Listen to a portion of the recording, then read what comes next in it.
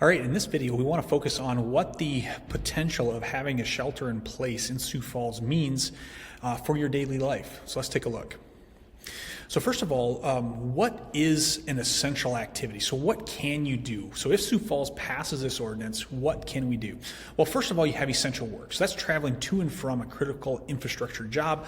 You can look at our past video on that or read the 12-page document from the Department of Homeland Security to find out what that is. Also, there's essential errands, so getting medication, groceries, gasoline, personal hygiene items. And then there's lawful duties, of course, working with law enforcement, the courts, or with the government. There's also safe and healthy, so anything that you need to do to protect yourself, your family, or your pets can be done. You can also visit your doctor. And of course, just because it's essential doesn't mean that you don't have to or shouldn't modify your activities so that maybe you don't go to the doctor, maybe instead you do a video conference with them. You can also go get work supplies from your place of work, bring them home so that you can work from home. So let's say this gets passed and you're like, oh, it catches you by surprise. You can actually drive to your business, pick up your computer, go home, and then work from home. There's some other things like minimal business, so minimal necessary business activities in a non-essential business. So for example, let's say a plant nursery was listed as non-essential. It's not critical infrastructure, so they can't be open to the public. The business owner, though, should probably go and water his plants, because in 2 weeks all his plants are going to die, and then what does he have? So something that's essential for that business, but maybe would not be open to the public. Outdoor activities, right? That's an essential activity. Is walking, swimming, bike riding, tennis, golfing. Just you have to make sure that you social distance. You can take a drive, so you can pack up your kids in the car. Sometimes that can really help get them out of the house and just drive around the neighborhood. You can get takeout through a drive-through service, or maybe it's a place that you normally would sit down, but they bring it to your car. You can also move to a new location.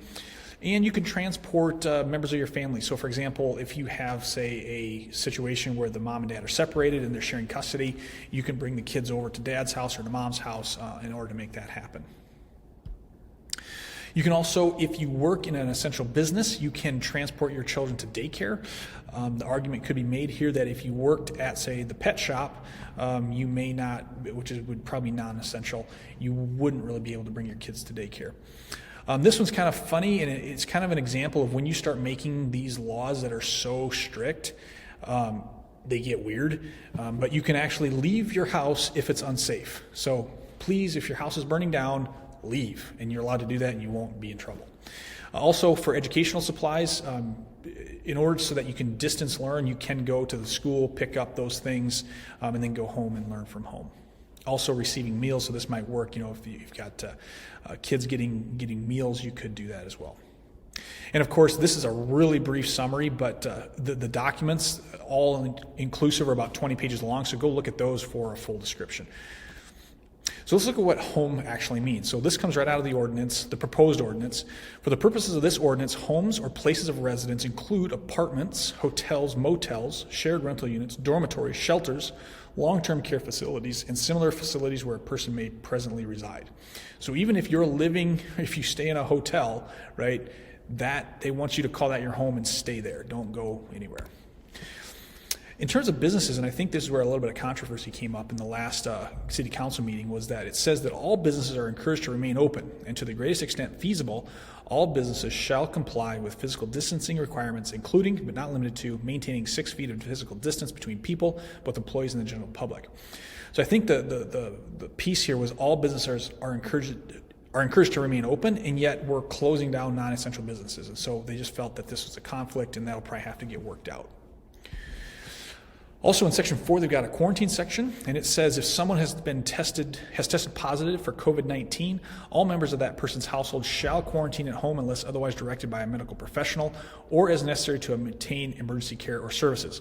Members of the household should not go to work, school, or any other community function for a period of 14 days or such other period as may be recommended by the CDC or a medical professional. And so even if you could normally do the essential activities, like go to an essential workplace, if, say, my wife or my kids got infected, I would probably have to be quarantined. I could not go to work for that 14-day period, even though I wasn't sick. All right, in terms of the timing, the ordinance is currently working its way through the City Council. At 2 o'clock this afternoon, which would be Friday, there's going to be an informational session just to really go through all the details surrounding this. You can probably pick up the recorded version as well. April 24th is when this would go into effect, and it'd be a 2-week period ending May 8th, but obviously that could always be extended as well if this gets passed. Let's look at the penalty. So first of all, I'm going to skip to the bottom here and look at this penalty, up to a $500 fine and 30 days in jail. This comes right out of the city ordinance, so it's not really unique. The city code, so it's not unique to this ordinance. And then each day is considered a separate offense. So if you were open for 2 days in a non-essential business, it could be a $1,000 fine and 60 days in jail is the way I'm reading it. So that's pretty straightforward boilerplate. That's largely for any city offense. But this business license could be suspended or revoked. That is actually in this ordinance. And I find this interesting because if you have a non-essential business, let's take this greenhouse, for example. If they open to the public, already they're getting crushed, right? Because of the social distancing and people staying home, their business is already down a ton. And now if they didn't follow this shelter-in-place ordinance, their business could be permanently shut down. So pretty hefty penalty there. It's hard to find good news, but here are the things that I think shelter-in-place does for us.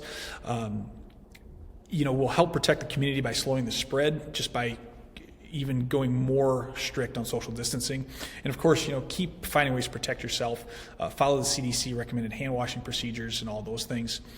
And then, of course, if your job has been affected, help is available. The Sioux Falls Fund is still around. There's unemployment, those checks, the extra funding from the federal government, the $600 a week has been coming. And also, you can always contact the Help Center here in Sioux Falls. And of course, Real Property Management is always here for you, either as a resident or as an owner, to help try to do what we can to make things a little bit easier. And just remember, it's not going to last forever. We have to stay strong. We have to stay committed. The next 2 weeks are going to be difficult, regardless if we get a shelter in place or not. But there is an end to this thing in sight. And so let's just keep getting after it. Quick pause, just remember that the law has not passed yet, right? So this is what could be, and then anything, of course, could happen between now and then, and probably will. Things change on an hourly basis right now, but if it passes, we want to be prepared, and we want you to be prepared. Any questions, we're always here to help. There's our phone number and email address. Just reach out to us, and we're happy to do what we can to make your life a little bit easier. All right, stay healthy, and we will see you soon.